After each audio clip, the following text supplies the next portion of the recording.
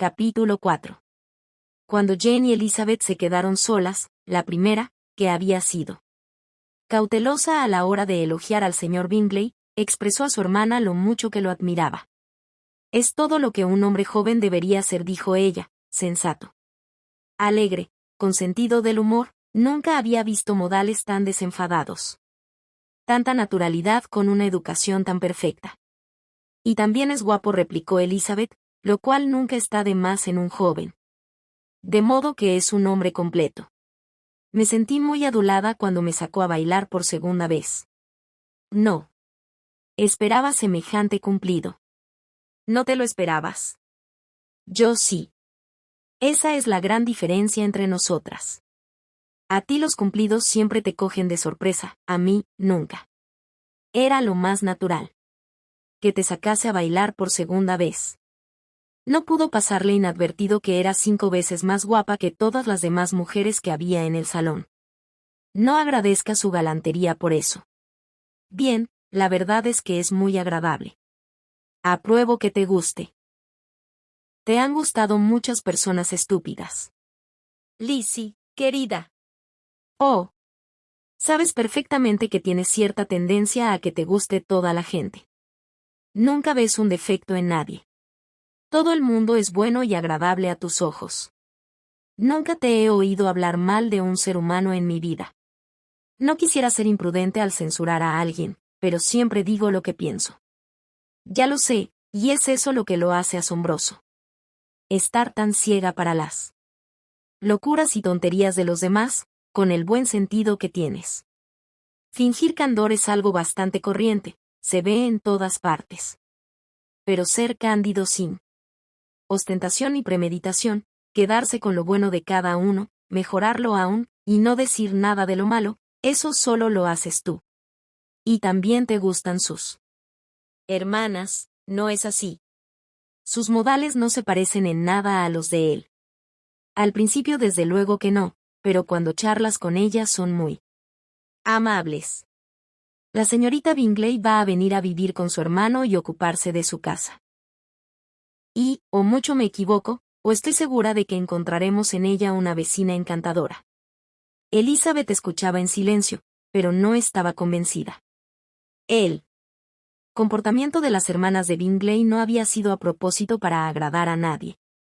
Mejor observadora que su hermana, con un temperamento menos flexible y un juicio menos propenso a dejarse influir por los halagos. Elizabeth estaba poco dispuesta a aprobar a las Bingley. Eran, en efecto, unas señoras muy finas, bastante alegres cuando no se las contrariaba y, cuando ellas querían, muy agradables, pero orgullosas y engreídas. Eran bastante bonitas. Habían sido educadas en uno de los mejores colegios de la capital y poseían una fortuna de 20.000 libras. Estaban acostumbradas a gastar más de la cuenta y a relacionarse con gente de rango, por lo que se creían con el derecho de tener una buena opinión de sí mismas y una pobre opinión de los demás. Pertenecían a una honorable familia del norte de Inglaterra.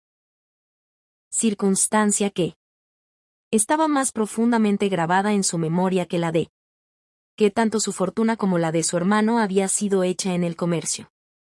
El señor Bingley heredó casi 100.000 libras de su padre, quien ya había tenido la intención de comprar una mansión pero no vivió para hacerlo. El señor Bingley pensaba de la misma forma y a veces parecía decidido a hacerla elección dentro de su condado, pero como ahora disponía de una buena casa y de la libertad de un propietario, los que conocían bien su carácter tranquilo dudaban el que no pasase el resto de sus días en Netherfield y dejase la compra para la generación venidera. Sus hermanas estaban ansiosas de que él tuviera una mansión de su propiedad.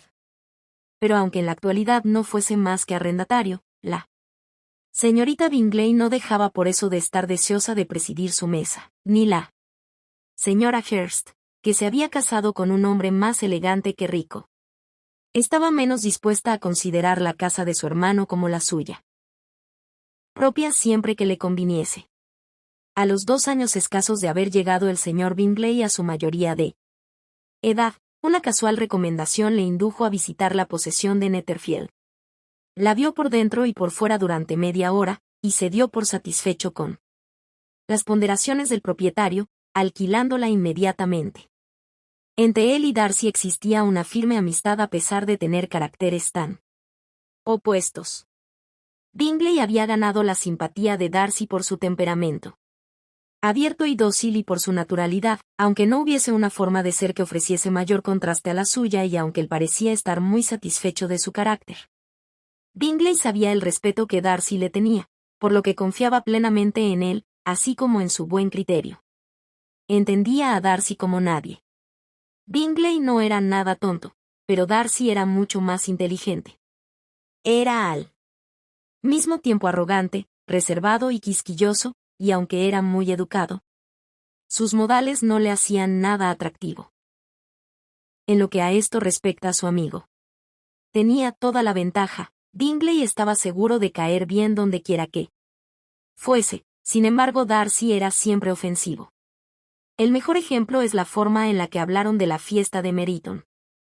Bingley nunca había conocido a gente más encantadora ni a chicas más guapas en su vida. Todo el mundo había sido de lo más amable y atento con él, no había habido formalidades ni rigidez, y pronto se hizo amigo de todo el salón.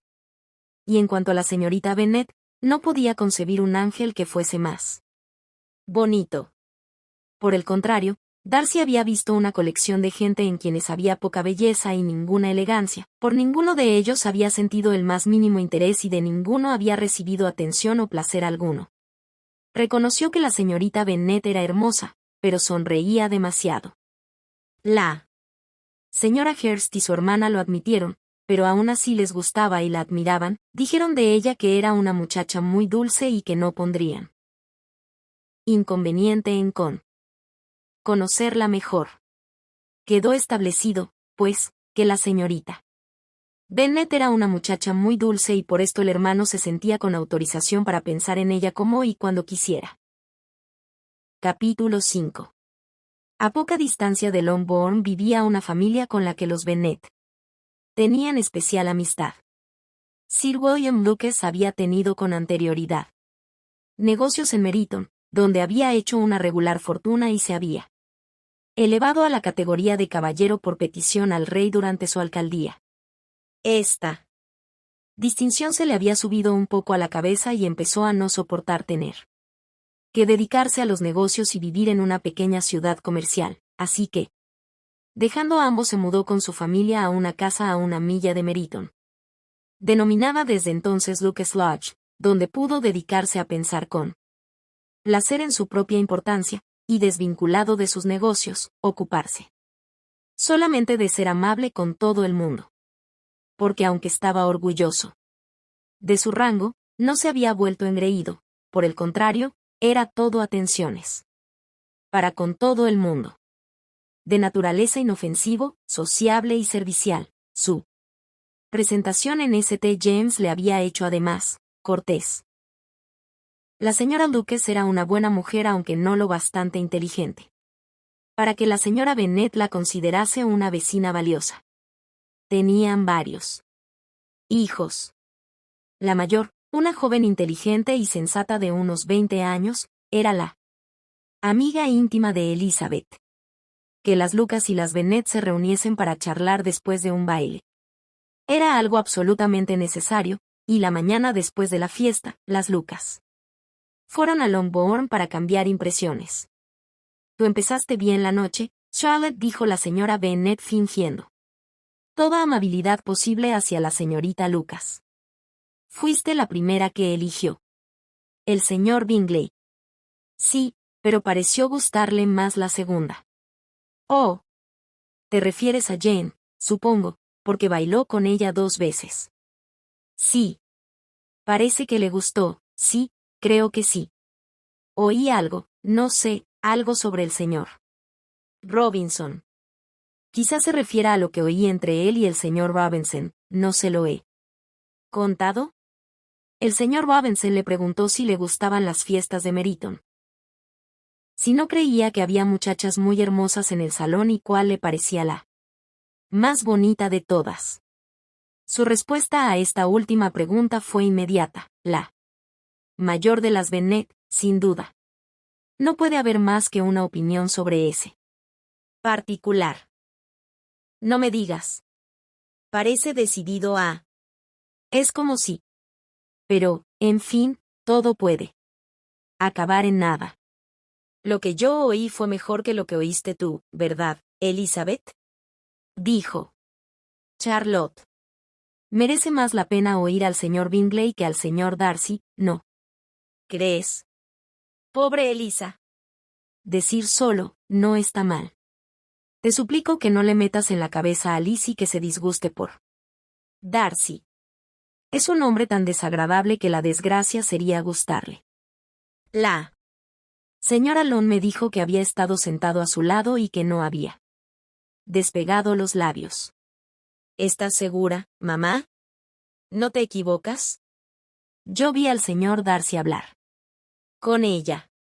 Sí, claro, porque ella al final le preguntó si le gustaba Netherfield, y él no tuvo más remedio que contestar, pero la señora Long dijo que a él no le hizo ninguna gracia que le dirigiese la palabra. La señorita Bingley me dijo, comentó Jane, que él no solía hablar mucho, a no ser con sus amigos íntimos. Con ellos es increíblemente agradable. No me creo una palabra, querida. Si fuese tan agradable habría hablado con la señora Long. Pero ya me imagino qué pasó. Todo el mundo dice que el orgullo no le cabe en el cuerpo, y apostaría a que oyó que la señora Long no tiene coche y que fue al baile en uno de alquiler. A mí no me importa que no haya hablado con la señora Long, dijo la señorita Lucas, pero desearía que hubiese bailado con Elisa. Yo que tú, Lizzie, agregó la madre, no bailaría con él nunca más. Creo, mamá, que puedo prometerte que nunca bailaré con él. El orgullo, dijo la señorita Lucas, ofende siempre, pero a mí el suyo no me resulta tan ofensivo. Él tiene disculpa. Es natural que un hombre atractivo, con familia, fortuna y todo a su favor tenga un alto concepto de sí mismo. Por decirlo de algún modo, tiene derecho a ser orgulloso. Es muy cierto, replicó Elizabeth. Podría perdonarle fácilmente su orgullo si no hubiese mortificado el mío. El orgullo, observó Mary, que se preciaba mucho de la solidez de sus reflexiones, es un defecto muy común. Por todo lo que he leído, estoy convencida de que en realidad es muy frecuente que la naturaleza humana sea especialmente propensa a él. Hay muy pocos que no abriguen un sentimiento de autosuficiencia por una u otra razón, ya sea real o imaginaria. La vanidad y el orgullo son cosas distintas, aunque muchas veces se usen como sinónimos. El orgullo está relacionado con la opinión que tenemos de nosotros mismos. La vanidad, con lo que quisiéramos que los demás pensaran de nosotros. Si yo fuese tan rico como el señor Darcy, exclamó un joven Lucas que había venido con sus hermanas, no me importaría ser orgulloso. Tendría una jauría de perros de caza, y bebería una botella de vino al día. Pues beberías mucho más de lo debido, dijo la señora Bennet, y si yo te viese te quitaría la botella inmediatamente. El niño dijo que no se atrevería, ella que sí, y así siguieron discutiendo. Hasta que se dio por finalizada la visita.